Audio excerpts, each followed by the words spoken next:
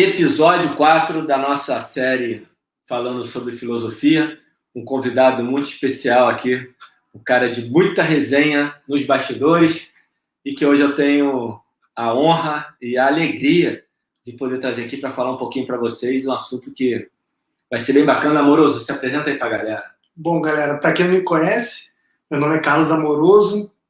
Trabalhei muito tempo em musculação. Primeiramente, deixa eu falar que eu estou muito feliz em falar desse tema aqui, que me é muito caro. E eu gosto muito de falar sobre esse tipo de coisa para a galera. A gente tem aquele sonho juvenil de querer mudar um pouquinho a nossa profissão e melhorá-la. Eu ainda tenho um pouco desse sonho, tá? Então, eu me sinto muito feliz em falar disso. E agradeço o Alan também por estar aqui, me dando essa oportunidade de falar sobre esse tema, que nem em todo lugar a gente consegue falar, né?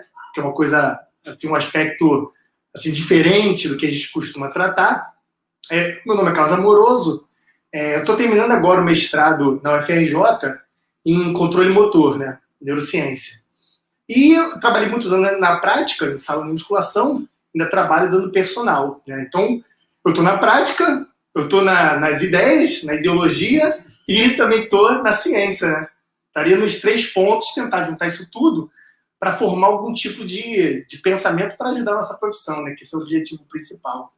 Perfeito, Amoroso. E o Amoroso ficou no 4º episódio, não foi aleatório, porque nas nossas conversas aqui, no grupo que a gente tem, que discute filosofia, o Amoroso é o cara que consegue fazer um ponto legal entre uma questão filosófica, uma parte lá da filosofia, basicamente o determinismo, né? Sim.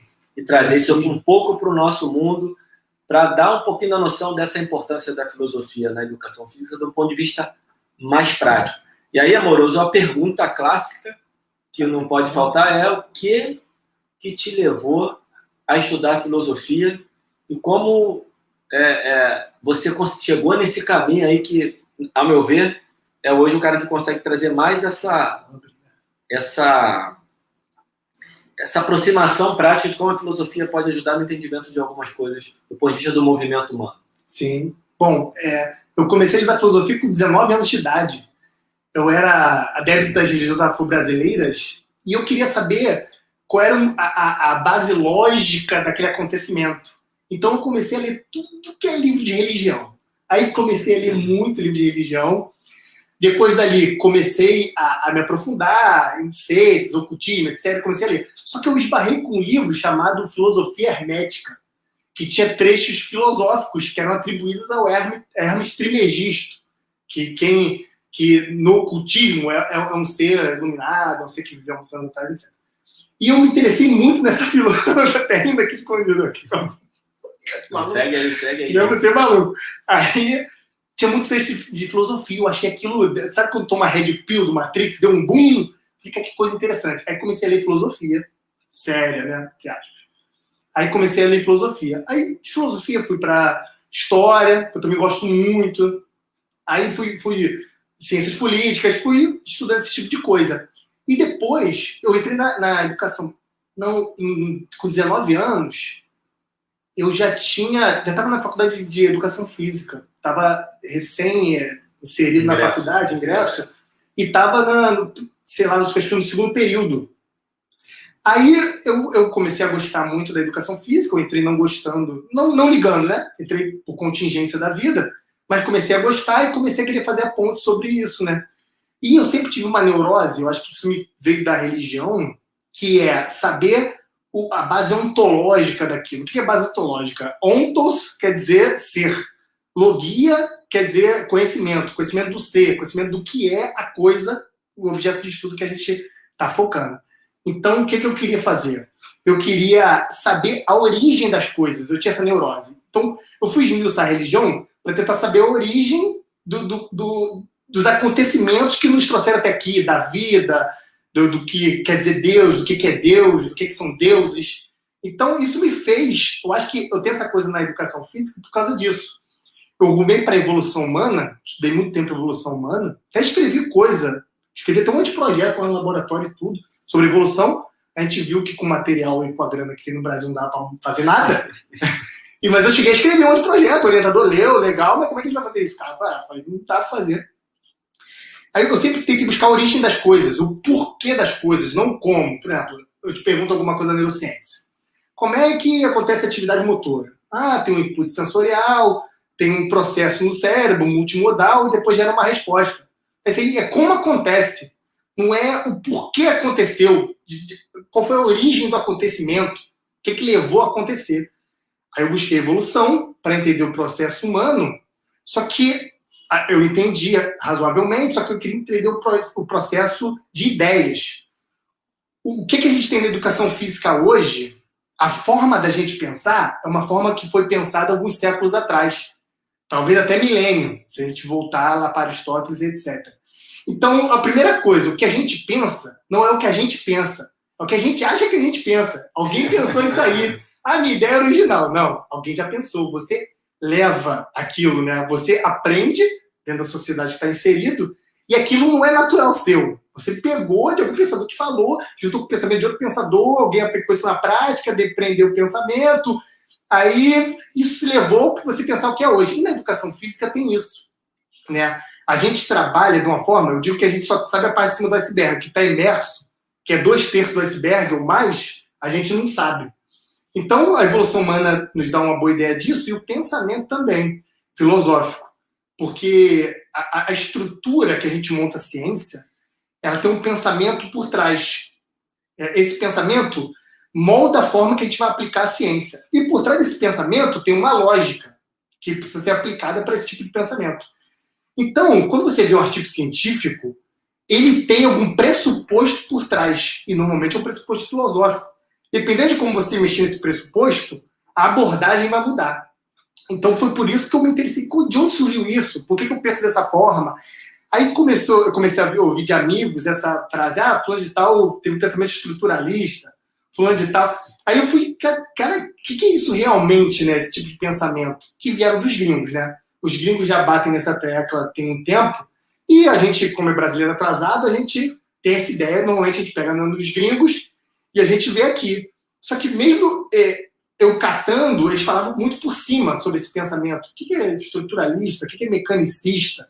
E eu comecei a pesquisar, a estudar isso para saber o que é isso e poder ajudar a nossa profissão, né? Intelectualmente falando, para a gente desenvolver e entender o porquê das coisas que a gente aplica. E aí, lá dentro da filosofia, engraçado porque a gente estava conversando aqui antes de iniciar a resenha, para tentar combinar um pouco em termos de pauta, e a combinação no final foi: eu te faço a pergunta, você sai falando e o negócio vai acontecer, porque eu quero que o Amoroso fique à vontade, porque é muita coisa legal que ele tem para falar, que eu tenho certeza que vai permitir a visualização prática, principalmente de como a gente faz esse gancho da filosofia. Aí você já contou um pouco do seu interesse, que já é uma... Você acabou de dar uma mini aula aí sobre... Coisa aberta. Que é muito legal. Mas agora já traz para a gente um pouquinho dessa questão da filosofia do determinismo. Sim. Tem estudado muito Descartes, né? Ainda está no Descartes ainda? Sim. Ou já está... É porque, como Descartes ele meio que fez uma ruptura e ele fez como se fosse uma mini revolução no pensamento biomédico, uma mini revolução no pensamento biomédico real. Até porque ele tinha estudos fisiológicos, né, estrutura. Acho que é legal situar, galera. Século XVII, 1600, segunda metade do século XVII, né, 1650 e pouco, 1660 e pouco, por essa época aí, período moderno. Posso? Pode, manda bravo. É o seguinte, galera, por que eu peguei Descartes? Porque antes, o mecanicismo, o determinismo, esse pensamento reducionista, ele principalmente veio de Aristóteles, né? Ele tem um estudo, né? Uns escritos chamado Motum Animalum, que ele fazia um paralelo com a ação dos animais como um processo mecânico, né? Ele é como se fosse o primeiro estudioso de biomecânica, né? Tinha nos pré-socráticos, mas ele foi o primeiro a formalizar. E o Descartes ele tinha muito essa ideia taxonômica de colocar as coisas em caixas. Por exemplo, eu vou pegar as plantas e classificá-las. Essa aqui é tal, essa aqui tem raízes tal. Esse pensamento, principalmente, de colocar as coisas em caixas, veio de Aristóteles. Então ele começou a estudar as coisas e colocar elas em estruturas. Por exemplo, o animal, aí começou a nomear fêmur, una, rádio, mas do modo dele, com as palavras em grego e tudo. E começou a separar mecânica, o primeiro motor que ele dizia, que é o primeiro motor primordial, que para ele seria o coração moveria o animal, né? Partiria daí, não tinha essa ideia ainda de cérebro e tudo, que veio depois, com dissecação, que os caras conseguiram ver as raízes nervosas e viram que a coisa saía dali. E começou a Aristóteles. Mas por que eu resolvi fazer Descartes? Porque foi ele que viu esses pensamentos, muitos pensamentos religiosos, que eles não gostavam que as pessoas dissecassem o corpo humano, que era uma estrutura sagrada. Então, esse pensamento religioso não deixava a medicina fazer uma abordagem científica em cima do corpo, que era uma coisa sagrada. Você abrir, dissecar, havia uma alma ali dentro, um corpo criado por Deus, etc. Com esse pensamento do Descartes, ele meio que rompeu isso e deu vazão, deu aporte filosófico, aporte de ideias para a galera começar a desenvolver muito anatomia, desenvolver essa base biomédica. Isso partiu de Descartes, esse modelo biomédico, e que depois gerou esse modelo patofisiológico, né? Anatomopatológico, essa coisa que a gente costuma trabalhar. Aí, Amoroso, vou te pedir rapidinho para explicar um pouquinho. Só porque você falou estruturalismo, mecanicismo, eu acho que é legal para a galera que está ouvindo só dar uma resumida do que seria esse estruturalismo, que a gente discute muito. Sim. Lá com o Sávio, com o Marcos Russo, com o André Mendes, mas eu queria que você desse essa explicada rápida no estruturalismo, esse anátomo patológico, anátomo patológico. Modelo biomédico. Isso. É que me fugiu a outra palavra. Na fisioterapia eles falam muito disso. Me fugiu a palavra, mas não interessa. Patoanatômico. Eu também me fugiu, aí eu botei outra coisa. Porque você começa no modelo biomédico. Patoanatômico, acho que e aí passa para o anátomo patológico. Faz uma mudança. Primeiro você tinha uma doença que levava ao problema, aí você começa a entender que você tem um problema que também é estrutural. Sim. E que leva à manifestação da, entre aspas, aqui a doença. Inflamação gerador. A gente se enrolou um pouquinho, mas até porque a gente se enrolou, acho que é legal você explicar para a galera o que é esse estruturalismo. Esse estruturalismo que a galera costuma falar, eu não sei se vocês já viram, na fisioterapia, eles, digamos assim, eles estão passando por uma revolução no pensamento atual. Porque depois do advento dos estudos de dor crônica, a questão central da dor, eles tiveram que mudar esse paradigma mecanicista anterior e reducionista. O que é o mecânico? Porque a gente fala estruturalismo, mas essa é uma palavra equivocada dentro do arranjo do que a palavra quer dizer, dentro da taxonomia. O estruturalismo é uma ideia sociológica, que vieram dos franceses, aí depois teve o pós-estruturalismo. Se você falar para o sociólogo estruturalista, ele vai falar o quê? Está estudando Claude Lévi-Strauss? Quer dizer, é só para a galera começar a falar o que é mecanicismo, que é o pensamento mecânico, de como as estruturas funcionam mecanicamente. E, normalmente, quando a gente chama alguém de cartesiano, a gente quer botar os epitetos, os adjetivos depreciativos, né? Que tu é cartesiano, tu é mecanicista, tu é determinista e tu é reducionista. Por que nego pegou isso? Desculpa até o termo, que eu estou à vontade de falar. Por que a galera pegou isso e começou a falar dessa forma de Descartes? Porque o Descartes tinha um pensamento mecanicista, assim como vários outros pensadores da época. O que é o mecanicismo? Por exemplo, eu pegar um indivíduo, ele corre. Aí ele teve uma tendinite. Você pode ter tendinite e não ter dor, você pode ter tendinite e ter dor. Ela pode ser detectável ou não. A dor é uma coisa individual e intransferível. É uma qualha, é uma coisa praticamente só humana, digamos assim. Eu ouvi uma vez, eu fui assistir uma palestra no Instituto DOR, uma doutoranda, que fez doutorado fora do Brasil, pós-doc, em química, que ela falou que tem autores que dizem que animal não sente dor, que animal sente nocicepção, e que dor é uma qualidade humana, que é uma coisa que tem a ver com o aspecto sentimental, aspecto neural, aspecto cognitivo. Então seria uma coisa individual humana. Então, por exemplo, O cara correu, gerou uma tendinite no calcâneo. Tem gente que tem tendinite e não tem dor.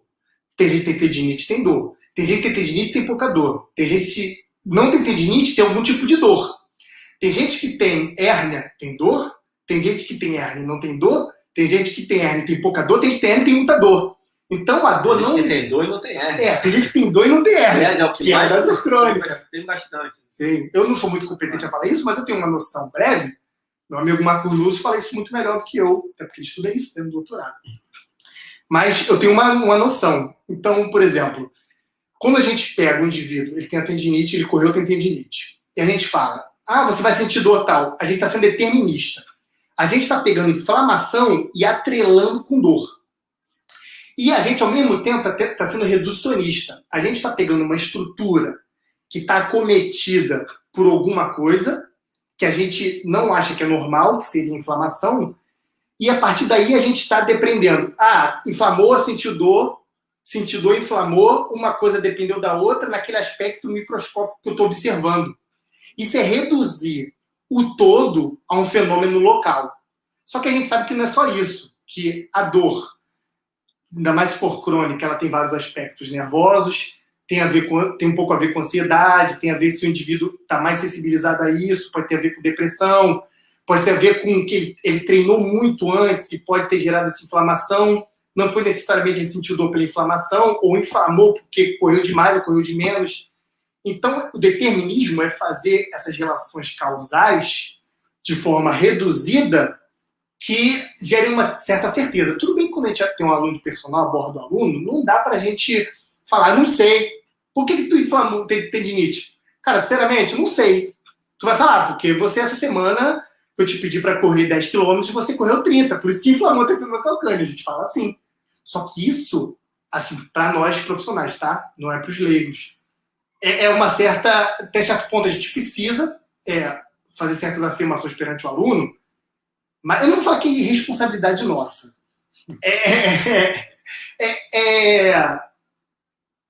É uma coisa que não é necessariamente aquilo. A gente não pode afirmar em cima disso. A gente tem que tomar cuidado, porque tem um fenômeno, que é a inflamação do calcâneo, vamos ficar com esse fenômeno.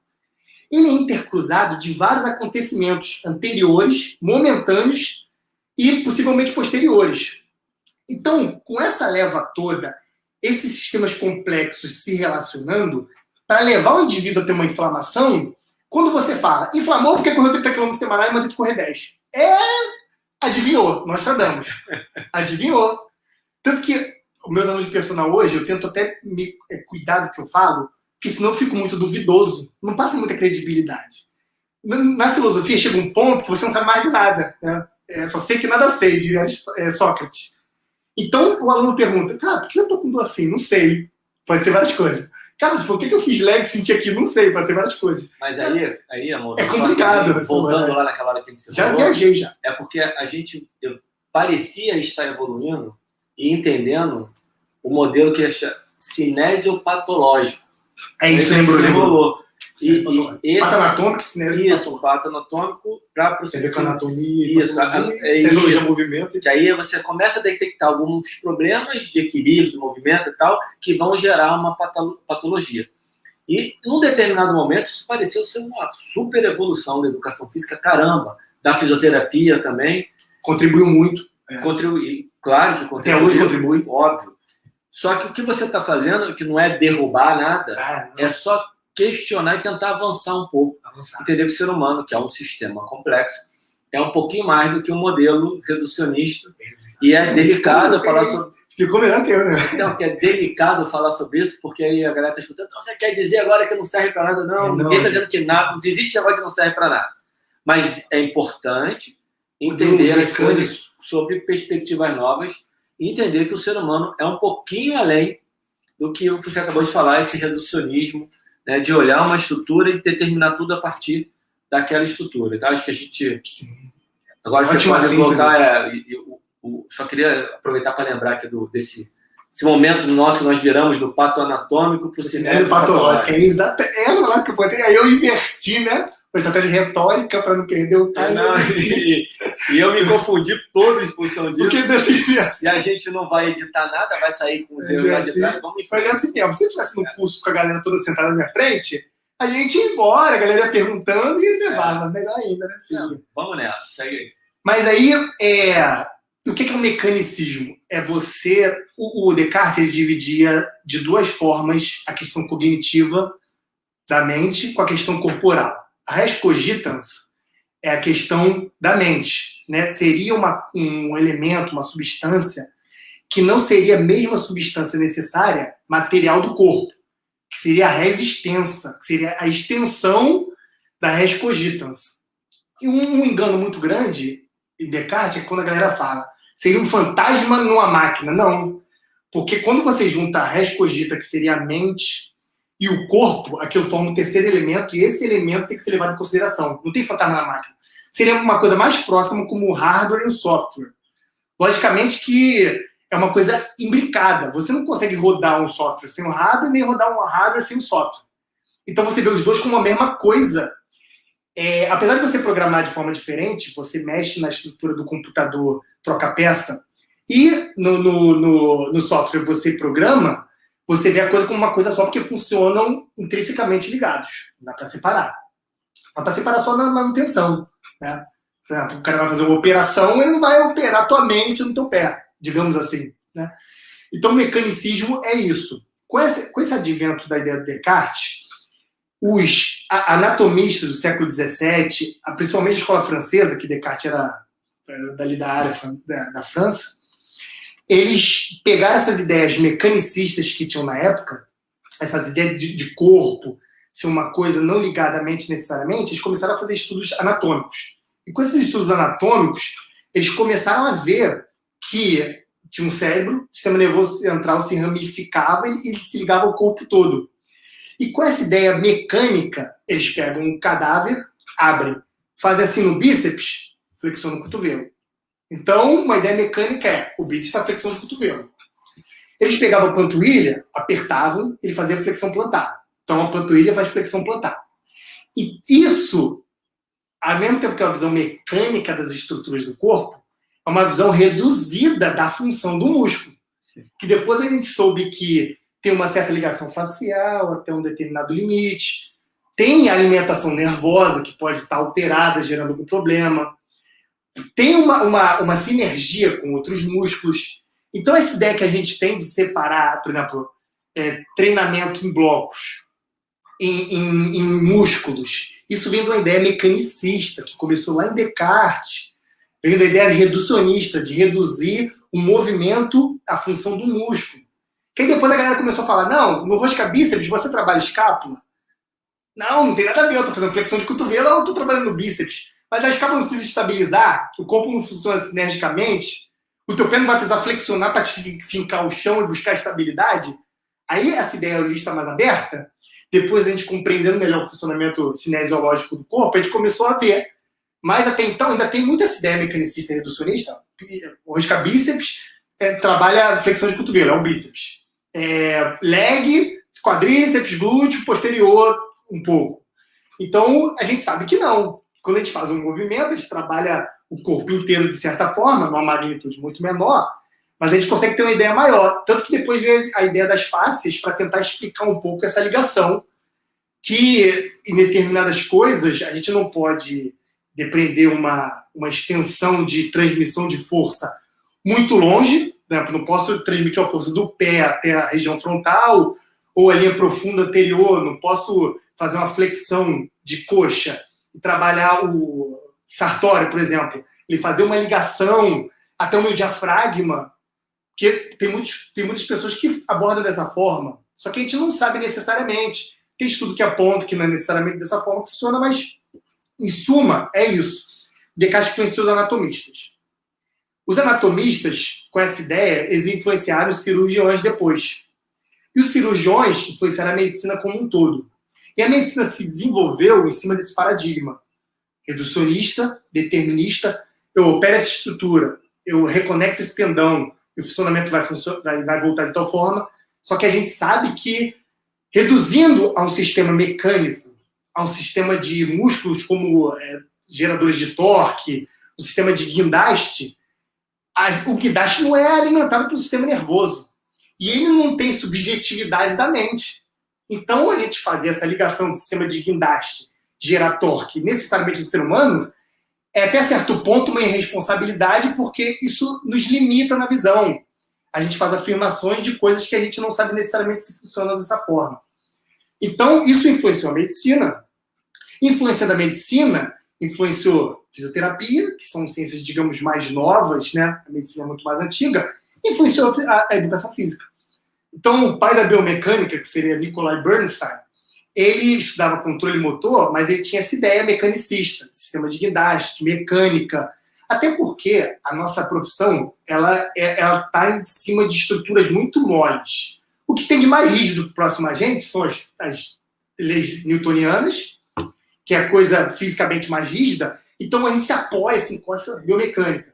Explica um pouquinho melhor essas coisas de mole e rígida, que o cara escuta no treinamento e fala assim, tá falando de tecido muscular, de tendão e de osso. Tem razão. Mais flexível, mais menos até determinista mesmo, num certo ponto, né, Amoroso? Acho que você podia explicar isso, dar um exemplo um pouquinho melhor para a galera. A nossa profissão ela é menos matemática. Sim.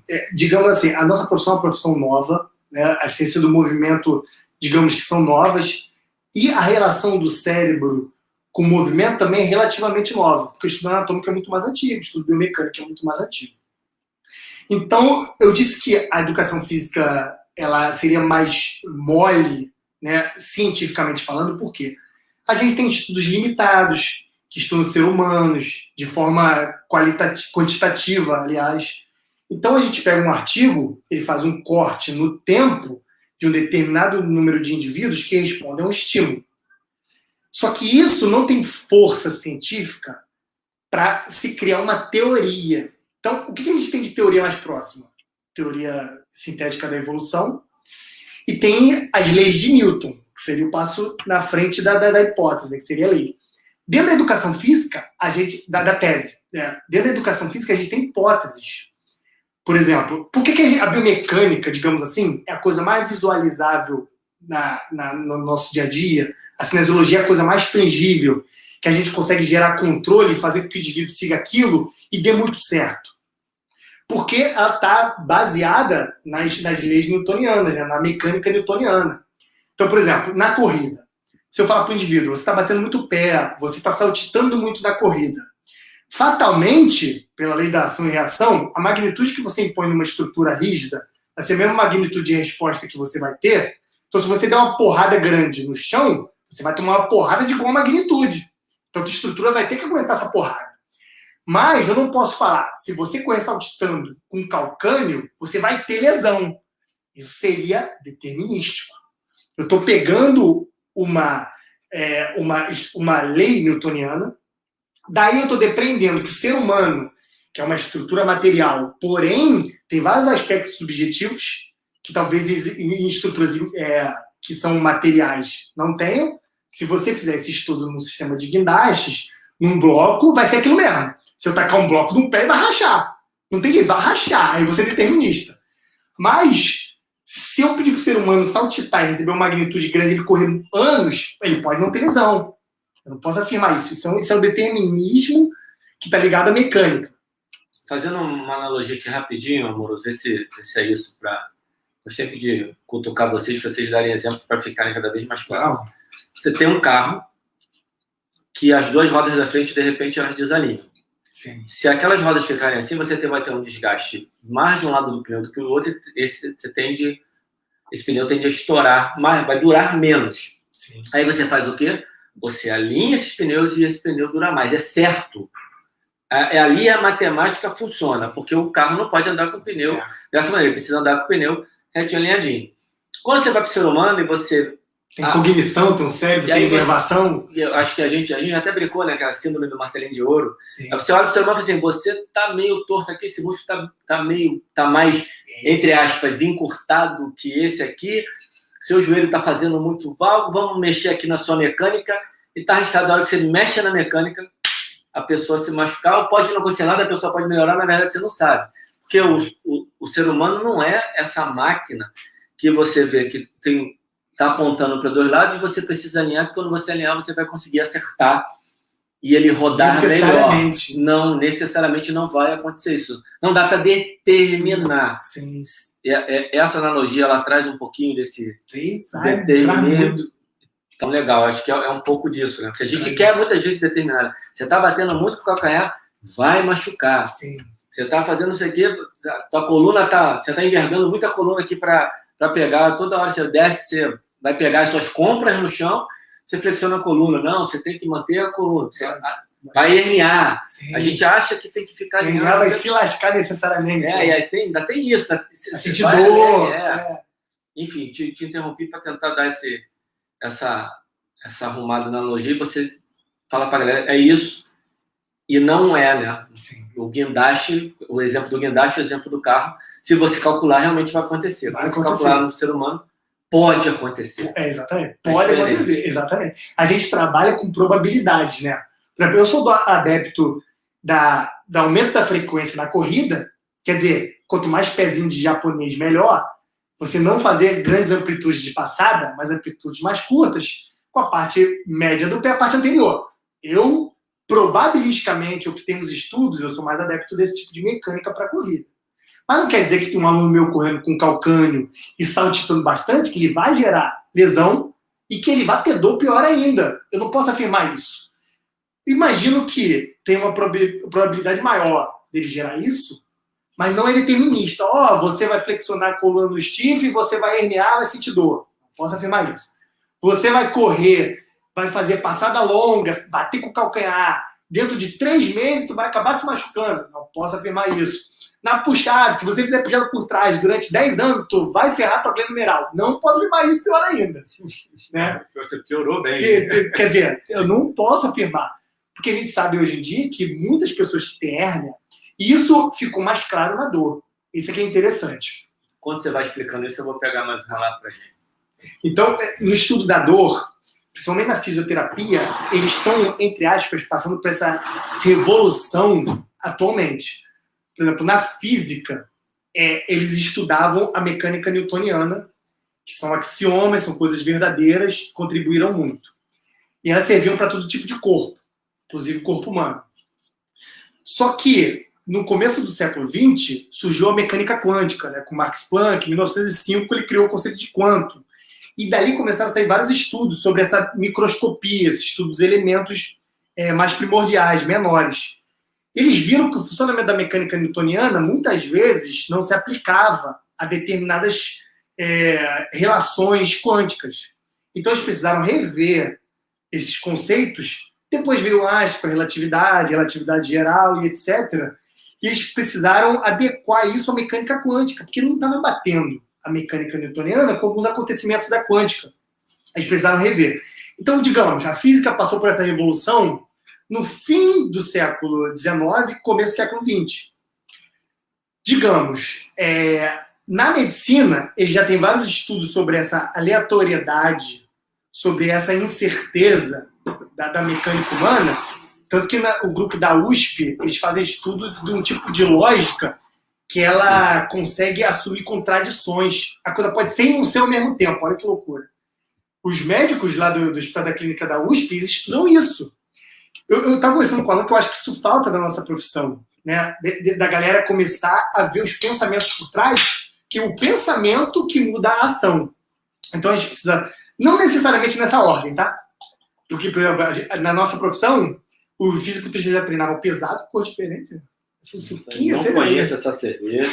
Vamos ver. Vamos arriscar agora. Aí, na nossa profissão foi muito assim, as coisas já aconteciam. Os caras já treinavam, os atletas já corriam, o fisiculturista já treinava pesado. A gente precisou ver se aquilo realmente funciona daquela forma, se funciona conforme eles falavam, como é que aquilo acontecia. A gente já pegou as coisas acontecendo e começou a estudar em cima daquilo. Só que isso já foi mudando.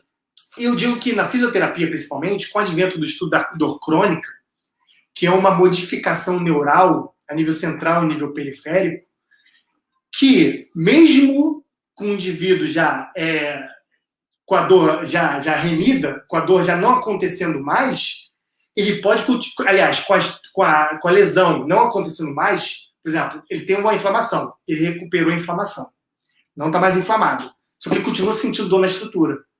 Tiveram os estudos com membro fantasma, cortou o braço do cara, o cara sente dor no mesmo local onde não tem mais estrutura material. Como é que o cara sente dor num local que não tem estrutura material? É porque a dor cronificada não necessariamente estaria ligada à estrutura material. Ué, mas se o mecanicismo dizia que se a gente der um soco na parede, a gente vai machucar, vai inflamar e vai sentir dor, e a gente cortando o braço pode continuar sentindo dor, já não tem mais ligação determinista e linear de uma coisa com a outra. Entenderam? Acho que essa explicação ficou até razoável. Então você não pode reduzir, fazer um reducionismo da dor com um aspecto estrutural. Porque, ainda mais com magnitude e depois cronificação dela. Porque eu posso ter uma hérnia e não sentir dor nenhuma, absolutamente nenhuma, até mesmo se ela encostar no nervo. Ou posso ter um abalamento pequeno e estar encostando e sentir uma dor excruciante. Ou pode estar encostando e sentir uma dor pequena. A dor é muito relativa ao ser humano. Né? Por isso que os filósofos chamam de qualia, que é a qualidade individual. O que é qualia? É uma dor. A dor é uma coisa que só você sente. Você não consegue pegar a tua dor e transferir ela, sente a minha dor aí, ele não vai sentir. Ele pode imaginar o que você está sentindo por experiência própria, mas não vai saber. O que é uma qualia também? É o ver vermelho. Vermelho não existe na natureza. Não existe vermelho, não existe verde, não existe azul. É comprimento de onda que entra na tua retina, teu cérebro faz uma leitura disso e faz tu enxergar a cor. Então eu tô vendo aqui vermelho. Fala nisso, aproveita. Vamos brindar. Mas o quão vermelho eu tô vendo? Se o Alan estiver enxergando um tom acima de mim, ele vai falar que é vermelho. Mas se o vermelho dele for mais forte que o meu vermelho, é uma qualia individual dele. Não tem como me passar a experiência do enxergar vermelho dele. Né? O enxergar vermelho dele é individual. O enxergar vermelho é individual. A dor é individual. Então essa magnitude não pode ser medida. E na fisioterapia, com os estudos da dor crônica, eles têm mudado muito essa concepção mecânica de hérnia-dor, de lesão-dor, ainda mais após os 3 meses que se cronifica com uma dor persistente. É um pouco que eu sei que eu posso falar, que eu não sou especialista nisso. Estou falando do aspecto filosófico. Então, na educação física, só que na fisioterapia, essa coisa está acontecendo nesse momento, e um pouquinho no momento anterior, acho que começou mais forte na década de 2010 em diante, depois dos anos 2000, eles estão começando a mudar essa concepção mecânica, de ligar as coisas de forma determinística, de reduzir a dor a um fenômeno material, uma lesão. Essa coisa está mudando na fisioterapia, apesar de ter da contribuição enorme da visão mecânica, que é a nossa base da biomecânica e da cinesiologia. Na educação física, isso está mais claudicante, está mais devagar, não está desenvolvendo tanto. Então, na educação física, a gente falando sobre isso, quem segue os pesquisadores da fisioterapia, quem estuda essa parte da fisioterapia, já está ligado na dor crônica, que não tem ligação com a estrutura material, com a lesão. Muita gente já está ligada. Mas na educação física, como a gente meio que somos os últimos a receber esses benefícios, que, entre aspas, a ciência mais antiga da medicina já vem colhendo, a gente precisa mudar um pouco nossa concepção, até para a gente poder atender melhor o nosso aluno, poder ter uma sinergia melhor com o fisioterapeuta do nosso aluno, ter uma sinergia melhor ainda com o médico do nosso aluno. Que se a gente lidar com o neurologista, que tem conhecimento de dor crônica, e o nosso aluno tem algum acometimento, por exemplo, a neuropatia periférica, a gente precisa entender esses conceitos da dor, que não é mecânica necessariamente, que não pode reduzir a um fenômeno material, para a gente conseguir gerar uma sinergia para tratar bem nosso aluno, ou com o fisioterapeuta. Nosso aluno tem uma dor persistente no punho durante 5 anos, mas nos exames de imagem não aparece mais nada. No exame não aparece que ela sente dor, mas como? Você tem que manjar esses conceitos de dor crônica, de mudanças neurais. E o que aconteceu antes disso? Que tipo de pensamento que moldou isso tudo? O pensamento cartesiano antigo, da relação mecânica, da relação determinista, de uma estrutura material gerar uma estrutura dolorosa, ou da visão reducionista. No discurso do método de Descartes, a segunda lei, a segunda proposição dele, né, a segunda formalização dele dizia o seguinte: divida o todo por tantas partes quanto necessárias para poder se entender o fenômeno. Depois, o que você deveria fazer? Tentar unir e construir tudo novamente. Por que você estuda biomecânica, separado de cinese, separado de bioquímica, separado de fisiologia, separado de neuro? Cara, o corpo tem isso tudo junto. Isso tudo acontece sinergicamente. Então, se você der a explicação, topou, inflamou, mas tem que explicar a inflamação, porque acontece inflamação bioquimicamente. Porque mecanicamente fez o corpo responder daquela forma. Porque de forma neural, que isso é tudo a mesma coisa. Só que a gente interpreta por matéria. Então, provavelmente, isso advém, essa separação de matéria, advém muito da ideia do Descartes, do segundo postulado dele, no discurso do método, que é a separação. O que o Descartes tem a ver comigo, cara? O que filosofia tem a ver? Você só estuda o corpo de forma separada porque Descartes falou aquela coisa do século XVII. Se ele falasse talvez outra coisa, talvez tu estudasse tudo junto. Tanto que, atualmente, eles estão tentando unir. Por exemplo, na psicologia cognitiva, eles estão tentando unir funcionamento cerebral com resposta cognitiva e aspecto psicológico. Tem um estudo que é o seguinte. Eles pegam um cara, colocam ele numa ressonância magnética funcional. Naquele aparelho que tu deita, e faz aquela barulheira toda, e ele detecta alguma parte do teu corpo. Ele fica no cérebro. Então, mostram várias fotos para ele, para o indivíduo. Cada foto que ele olha evoca um sentimento. Aí está a subjetividade. Evoca uma vontade, evoca uma percepção da foto. Eles mapeiam o que cada foto gerou de resposta para o indivíduo. Por exemplo, 10 fotos. Faz um mapeamento cerebral. Exatamente, faz um mapeamento. Depois, eles fazem umas visitas, colocam as fotos pro cara. Vê a foto. Você está vendo foto tal. E o índice de acerto é altíssimo. Mas eles não sabem a qualidade, a questão sentimental do cara. O que ele sentiu ao ver. Eles fizeram uma leitura material do funcionamento do cérebro e entenderam que imagem. Então, é um tipo de previsão. Só para ficar mais claro. Quando o cara volta, bota de novo na As máquina. mesmas imagens. Mostra a foto sem o cara saber qual é a foto sendo mostrada. No duplo cérebro. E o cara que está vendo a imagem do cérebro diz qual é a foto. Exatamente. Legal. Ele está só olhando para a imagem do cérebro, que é a resposta da ressonância magnética funcional. A foto está lá. Ele está olhando aqui a imagem. E fala pro cara, tu está vendo a imagem tal. Correto. Está vendo a imagem tal. Correto. Pelo funcionamento das estruturas do cérebro. Por isso que a gente tem que tomar muito cuidado, principalmente, quando falar, funcionamento tal gera tal reação. Só que se você pegar indivíduos diferentes, o funcionamento vai mudar um pouco. Porque o que evoca de sentimento numa imagem é diferente. Vamos supor, se eu mostrar a foto de um ente que nos é muito caro, falecido, você vai sentir aquela emoção grande, o teu cérebro vai responder de uma forma totalmente diferente. Se eu mostrar para uma pessoa que não conhecia, vai responder de forma mais diferente ainda. Vamos supor, se o aluno chega, se você der um abraço nele, ele pode detestar, pode até não voltar no dia seguinte, ou ele pode amar e ser mais carente, ou gostar de você, gostar da tua atitude, e te adorar e passar a querer fazer mais aula contigo. Então, dentro dessa subjetividade que a gente tem, como a gente não tem... Porque, se você vê, de uma certa forma, houve uma visualização de um treinamento. Com aquele indivíduo, eu posso afirmar que ele viu essa imagem. Se eu botar outra, eu não posso. Se eu botar outra, eu não posso. Na imagem, eu não posso. Foi uma coisa muito focal. Eu imagino que a gente não consiga fazer previsões de população, de densidade demográfica, porque individualismo, essa subjetividade da mente, é muito complicada para se reduzir, determinar por uma cascata de neurotransmissor, pelo funcionamento de uma estrutura em detrimento da outra. Mas a ciência não consegue atingir essa outra parte, que, por exemplo, o Pita fala muito bem, a psicanálise, a psicologia consegue ter uma leitura melhor, só que dentro da subjetividade, logicamente. Engraçado, você falou muitas coisas aí, você ficou naquela e fugiu. Tá bom. Essa cerveja é muito boa, eu não conhecia. Boa, né?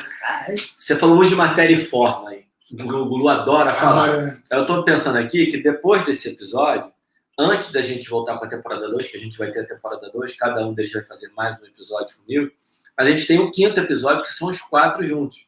Que é uma loucura. Que vai ser uma loucura, a gente não sabe nem como é que vai gravar ainda, se vai ser online, se vai ser... Aliás, as gravações eram para ser todas online, aí o Gulu teve que vir na minha casa fazer por conta de um problema com a internet, aí tipo, pegou uma cervejinha, né? Todo mundo agora quer vir fazer aqui em casa, porque... Tomar uma cervejinha, trocar ideia.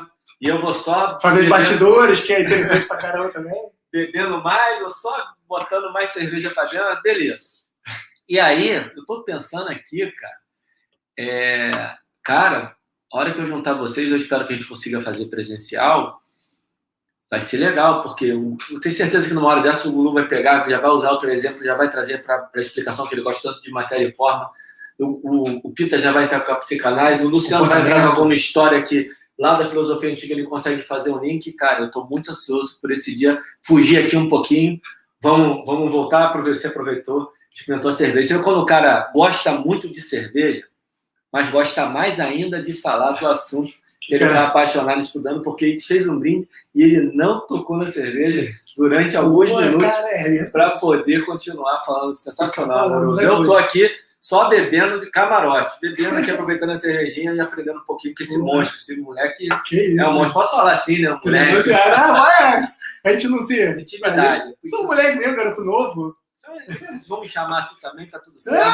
Mas é assim, é um privilégio poder... Gente, eu estou num grupo de WhatsApp com os 4.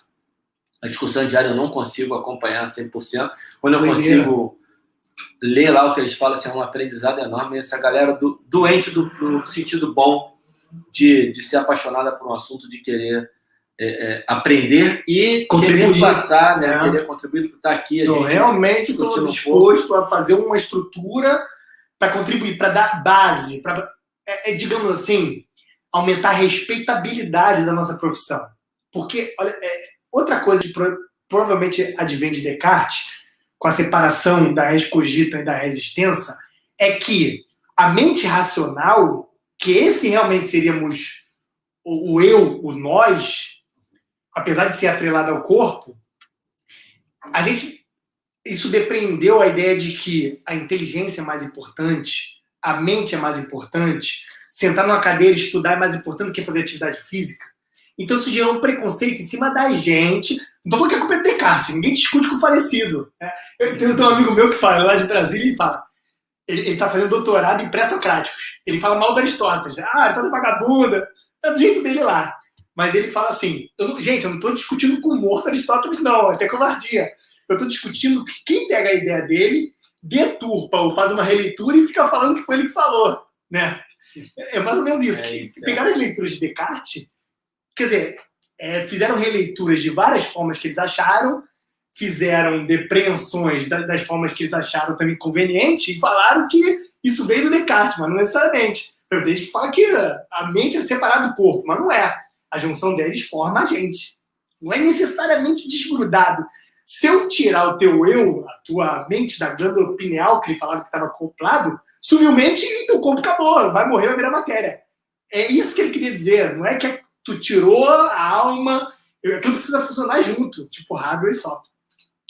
E a nossa profissão, como digamos, não tem uma base filosófica, porque a medicina tem base filosófica, gente. Tem gente na medicina que estuda filosofia da medicina, filosofia da biologia. Já viu alguém estudar filosofia da educação física? Eu não vi. Eu já procurei filosofia da mente, filosofia da cognição, filosofia da biologia, filosofia da medicina, filosofia da fisioterapia, dessas coisas do corpo, necessariamente, não tem. Então, o que eu querendo contribuir? Eu sei que é muita pretensão também minha formar um arcabouço, fazer esse estudo, essa base do conhecimento que nos veio, meio que assim determinista. Não é pretensão, eu acho que é ambição e uma ambição boa. E é um início, exatamente, a gente tem que partir de algum ponto. A gente está tentando partir, está fazendo isso. E você é uma das pessoas que começou a fazer isso. E aí, Hercúleo, pai. Isso, aí temos o Luciano Cardoso, temos o Carlos Gustavo e o Rafael Pita, e tem mais gente que a gente não conhece. Eu espero que em algum momento, ao assistir, que essas resenhas elas rodem, e algumas pessoas que já estejam fazendo isso possam nos procurar, porque juntar força é sempre bom. Qualquer pessoa será muito bem-vinda. Então, se você está assistindo e tem essa visão também, a gente lá no Instagram. Tem essa preocupação, chama a gente no Instagram, comenta aqui no post, me busca lá, manda um direct e a gente vai trocar ideia, que a gente quer trocar ideia de que é mais gente, porque a gente precisa transformar esse desenvolver a profissão, deixar a profissão mais forte. É isso aí. Alan, se eu estiver perdendo tempo, tu avisa. Tem muito tempo aí? Não, a gente tá bem. Esse ponto, tá bem? A gente tá bem. Vai ter uma hora que a gente vai ter que cortar, senão vai ficar muito longo, porque...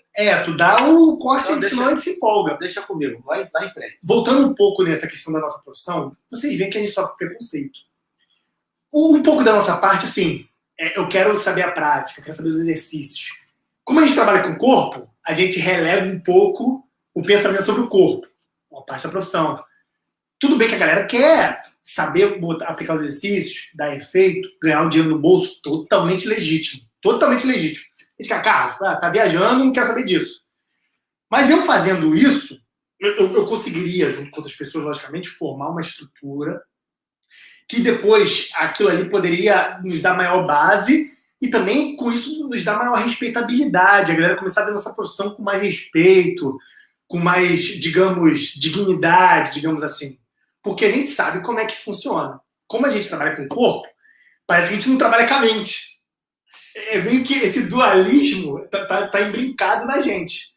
E como a galera trabalha com o corpo da nossa área, às vezes não quer saber dos pensamentos, não quer saber da mente. Meio que uma via de mão dupla. Quem tá de fora não quer saber do... faz movimento lá, ele ensina a fazer supino, não sabe de nada. Só que a gente está trabalhando, né, porque o cara tem motivação de fazer supino, porque o cara faz o supino, né? Porque alguém pensou que a mecânica é importante para trabalhar a estrutura. É isso que a gente está querendo fazer. E a galera que está de dentro, não, me dá um exercício aí que eu vou passar para o meu aluno, se der efeito, deu. E não quer saber o porquê necessariamente a gente chegou naquele ponto de fazer exercício. Legítimo também. A galera que botar exercício, ganhar um dinheiro, sustentar a família, o cara trabalha o dia inteiro, totalmente legítimo. Mas a gente que é meio vagabundo, nem que seria vagabundo. A gente que conseguimos, né, graças a Deus, nos dar mais tempo para poder formar essa coisa, até para ajudar nossos companheiros que às vezes não tem esse tempo ou não quer ter essa motivação para engrandecer a nossa profissão, a gente formula essas coisas e tenta montar. No Brasil, isso quase não é falado, isso quase não tem. Tem um outro artigo de grupos que até falam por cima, comentam uma coisa ou outra, mas não tem um estudo sistematizado, uma estrutura. Por exemplo, seria muito bom se eu conseguisse, por exemplo, escrever um livro que eu colocasse a base do mecanicismo, porque hoje tem estudos de sistemas complexos, que como o corpo tem essa relação multimodal de bioquímica, fisiologia, biomecânica, cinesiologia, neurociência, isso tudo está junto, forma um sistema complexo que faz o movimento emergir da junção desses módulos. Tem as teorias que vieram da física também, de sistemas complexos, sistemas auto-organizados. Isso está vindo para a educação física. Tem gente que fala. Tem 2 meninos aí do Instagram, que eles falam sobre sistemas complexos, auto-organização, que eles até mudam a forma de passar exercício em relação a esse paradigma. Se eu tiver um paradigma mecânico, eu vou passar exercício de uma forma. Se eu mudar meu paradigma, eu posso continuar fazendo exercício de forma mecânica, por exemplo, supino reto, mas posso passar exercícios combinados. Eu acho que todo mundo já viu. Levantamento olímpico com a passada pisa em cima do caixote e volta.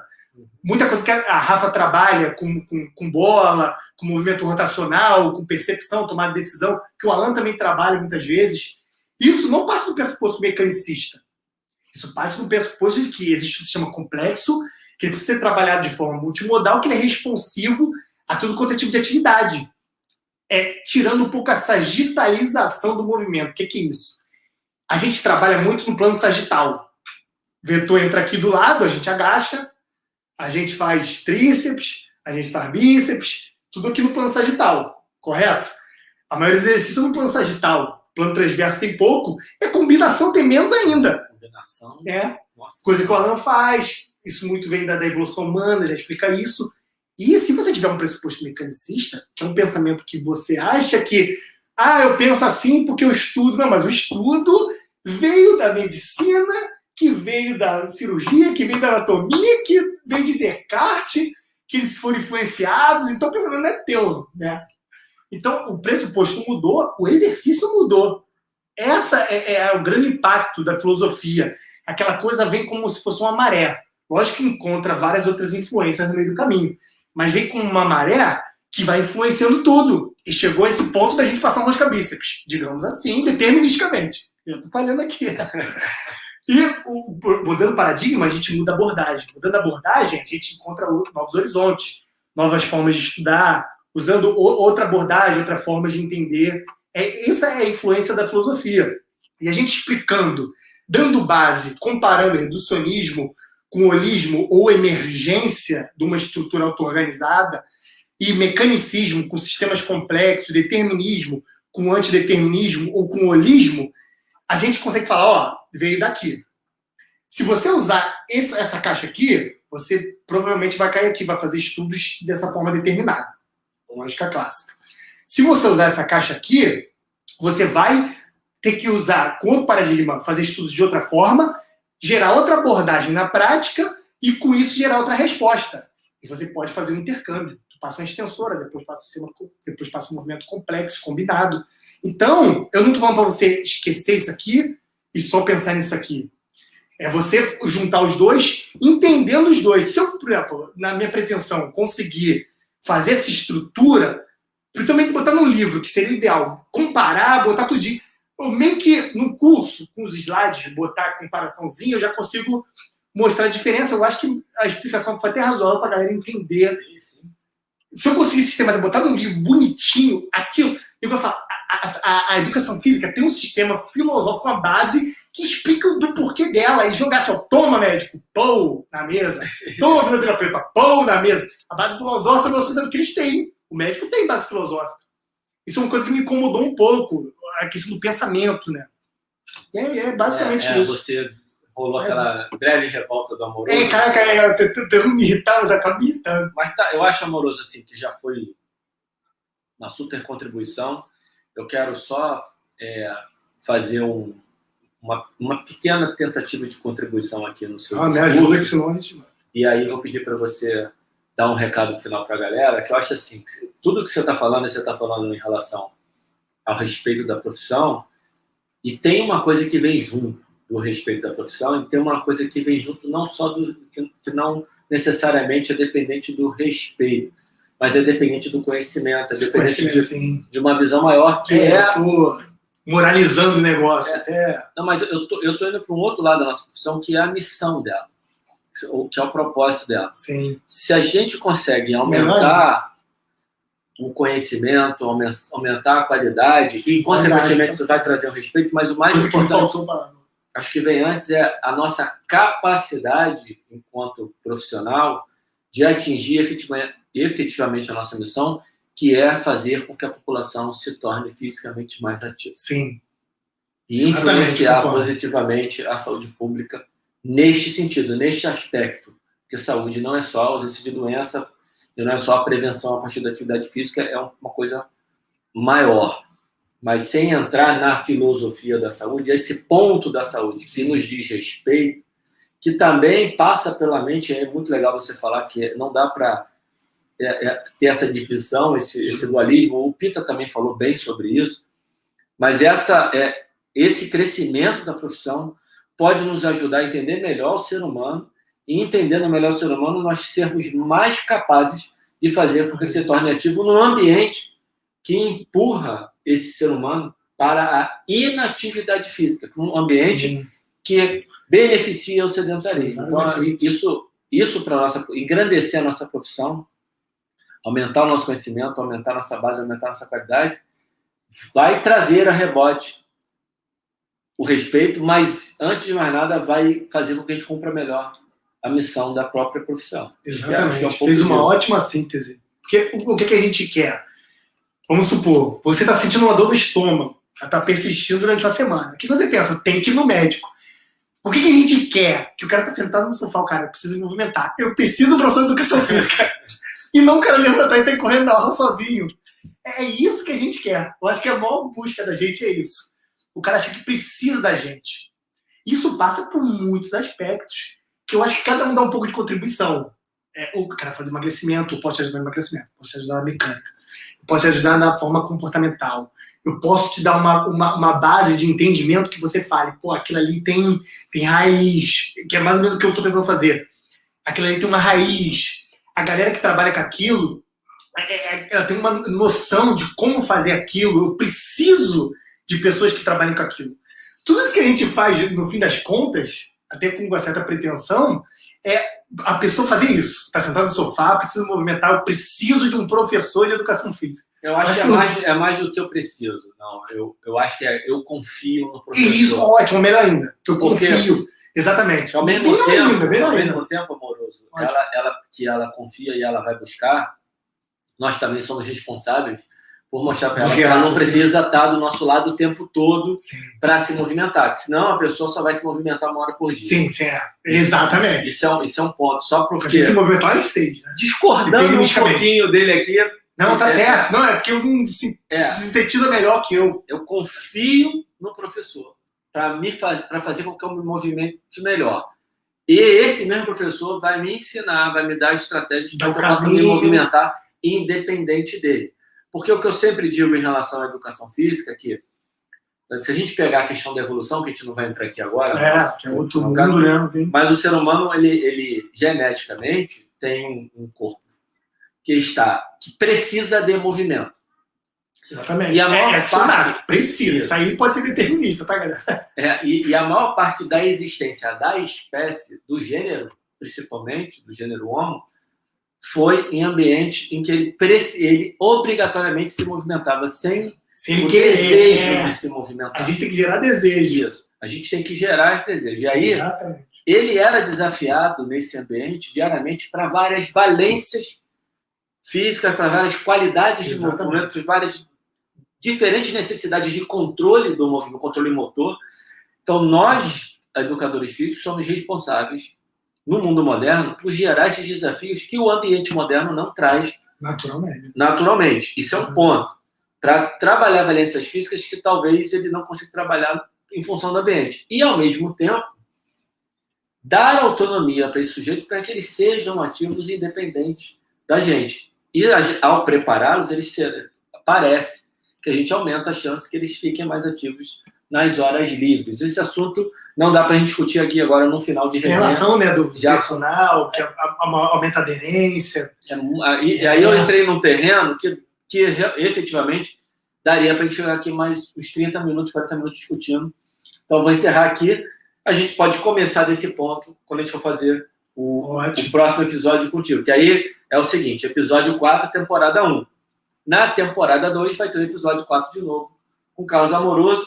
A gente tem que lembrar, isso aqui é o difícil, de iniciar desse ponto que a gente parou e daí seguir uma nova discussão, trazendo um pouco mais de filosofia. Agora, Amoroso, eu vou pedir para você dar as palavras finais, sua recomendação, seu overview, e a gente encerra. Então, gente, parece que eu acho que com essa resenha eu consegui... E o Alan pegava o que eu falava sintetizado de uma forma melhor, não sei se é por causa da experiência, da idade. Ele pega o negócio e ele consegue sintetizar. Eu expliquei. Mas ele pegou e sintetizou e pum! Ele entrega aquela coisa bem mastigada. Faz muito melhor que eu, logicamente. E com isso, a gente conseguiu mostrar a contribuição, eu imagino da filosofia, do pensamento em relação ao movimento que a gente precisa ter. Que isso, além da gente entender o porquê da ciência fazer estudos dessa forma que ele faz, por que a biomecânica interpreta dessa forma, por que a cinesiologia interpreta dessa forma, por que a mecânica de gases, né, na relação de oxigênio e gás carbônico funciona, que é uma relação mecânica também, a gente entende isso tudo em todos os parâmetros, porque existiu esse parâmetro de forma idealística, né, de forma de pensamento, e como visualizar esses estudos e entender que isso teve muita influência na nossa prática. Eu convido todos a estudar filosofia, que precisar me procurar, ou procurar qualquer um dos nossos companheiros que se apresentaram aqui antes para poder entender esses aspectos, pode nos procurar. Só que o que foi o que ela falou, o objetivo final é contribuir para a profissão, e o sedentário que esteja no sofá, a gente sabe, porque a gente pensa o seguinte, toda pessoa precisa de um professor de educação física. Todo mundo que é da profissão tem essa noção. É quase que uma verdade auto-evidente.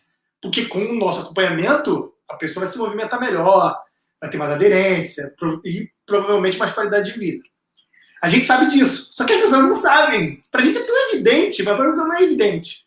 A gente buscar essa confiabilidade, fazer com que o indivíduo tenha essa confiança, busque a gente, comece a trabalhar com essa base de pensamento filosófico, com a base de evolução, demonstrar um entendimento. A galera que vai na mídia, a galera que fala para grandes públicos, a gente ensinar, a galera começar a passar isso para o cliente, passar grande credibilidade, como o médico passa grande credibilidade, o fisioterapeuta, parece que é uma hierarquia, né? O médico tem a credibilidade aqui, o fisioterapeuta aqui e a gente aqui. Isso para a população em geral. É o que me parece, não quer dizer que realmente seja verdade para todos os indivíduos, mas é o que eu imagino que todo mundo observa. A gente precisa, todo mundo, a fisioterapia, a medicina e a educação física, se equiparem em credibilidade. Eu acho que o nosso esforço maior é isso, fazer com que a nossa credibilidade aumente, as pessoas tenham vontade de se movimentar, procurem a gente, falar, esse cara vai me ajudar realmente. E não falar, não, eu vou contratar uma pessoa para contar para mim, eu vou deitar ele contar abdominal para mim, ele me bota para fazer supino, não preciso pensar no movimento que eu vou fazer, ele me pensa no exercício, eu vou pagar porque eu... Pensar, esse cara manja, esse cara sabe, esse cara vai trabalhar, vai me deixar com a qualidade de vida melhor, vai me hipertrofiar, vai me emagrecer. Esse cara sabe o que faz, assim como o médico, o cara vai na especialidade. Ele não fica, não, o médico, vou lá no médico ver qual é. Não, esse cara vai resolver meu problema. A pessoa precisa pensar, o professor de educação física vai resolver meu problema. Ou vai me evitar problemas, que é o nosso motivo principal, a prevenção. Acho que é isso. Show de bola, Amoroso. Bom, então a gente encerra o episódio 4, aguardando o episódio 5 e o nosso próximo episódio. Galera, para quem ficou escutando até agora, muito obrigado. Dá um like aí, segue a gente. Compartilha com seus amigos, discuta com seus amigos, vem no privado da gente. Meu Instagram é Carlos Amoroso, tem o da Movement, enche o saco do Alan, enche meu saco. Vai lá encher o nosso saco. Compartilha, mostra para todo mundo e é isso aí. É isso, galera. Valeu. Um abraço. Fechando agora.